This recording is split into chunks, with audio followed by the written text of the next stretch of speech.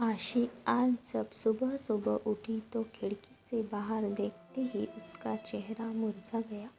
अरे, कहाँ चले गए? कल तक तो यही थे। इतने महीनों से रोज सुबह दोनों को देखना उसकी आदत सा बन चुका था, और आज जब दोनों अपनी जगह पर नहीं थे तो आशी को कुछ खाली खाली सा लग रहा था। सुबह सुबह बस वो दोनों सामने दिख जाते तो आशी का रोम रोम पुलकित हो उठता था। सुवासित हो उठती थी उसकी सांसें।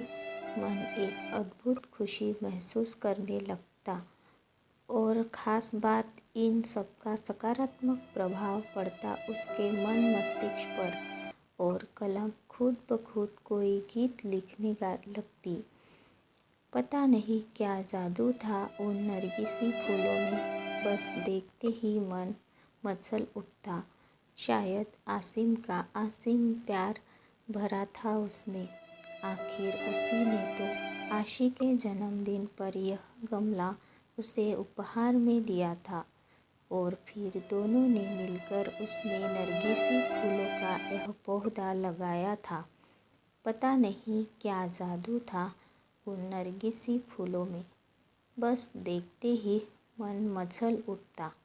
शायद आसिम का असीम प्यार भरा था उसमें। आखिर उसी ने तो आशी के जन्मदिन पर यह गमला उसे उपहार में दिया था, और फिर दोनों ने मिलकर उसमें नरगिसी फूलों का यह पौधा लगाया था। देखो ना आशी, तुम्हारे लिए एक काम सौंप कर जा रहा हूँ। कल ही मुझे कंपनी के एक प्रोजेक्ट के लिए दुबई निकलना पड़ रहा है। बस 6 महीने की तो बात है। फिर आते ही हट झट मंगनी और पट ब्याह। बस तब तक मेरी यादों को इस पौधे में संजोती रहना। आसिम को आशी को बातों में उलझाना बड़े अच्छे से आता था।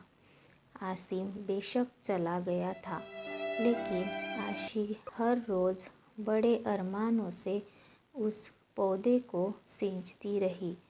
आशी की खुशी का उस वक्त ठिकाना नहीं था जब वह एक रोज़ सुबह उठी और उसने पौधों पर 2 फूल खिले हुए देखे।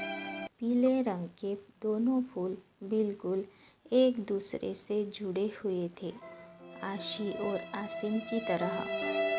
आशी रोज़ उन फूलों को निहारती रहती, और आसिम को कि रोज़ आसिम से फ़ोन पर याद करती।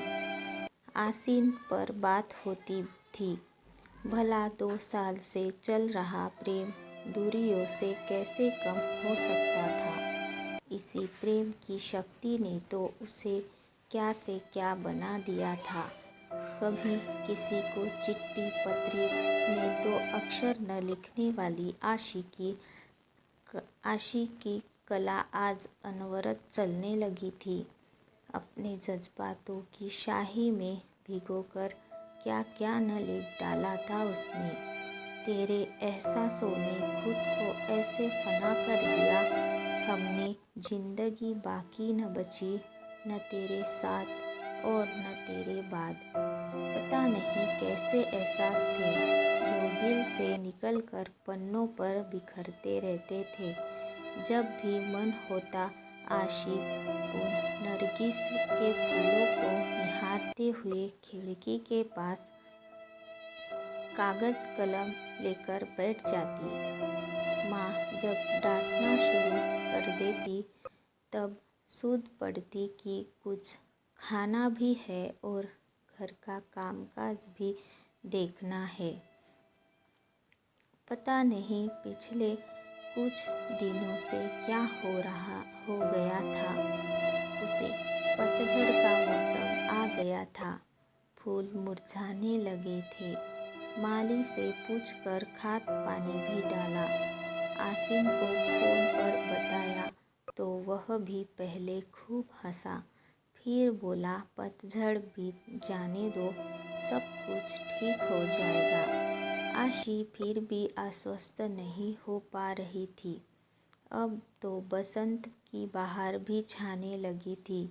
चारों तरफ एक मीठी बयार बहने लगी थी, लेकिन फिर भी आशी को कुछ सही नहीं लग रहा था। आज भी उन फूलों को देखे बिना बेचैनी बढ़ रही थी। आशी कागज कलम फेंककर बाहर आ गई थी और गमले के आसपास की चहलकदमी करने लगी। कुछ समझ नहीं आ रहा था कि क्या हो रहा है। इसी सोच में उसे यह भी ध्यान नहीं रहा कि काफ़ी देर से बाहर की घंटी बज रही है। आशी, कहाँ खो गई हो? दरवाजे पर कब से घंटी बज रही है, ध्यान कहाँ है? माँ ने दरवाजे की ओर जाते हुए पूछा। इससे पहले कि आशी संभल पाती, दरवाजे पर आसिम खड़ा था, मुस्कुराते हुए, हाथों में नरगिस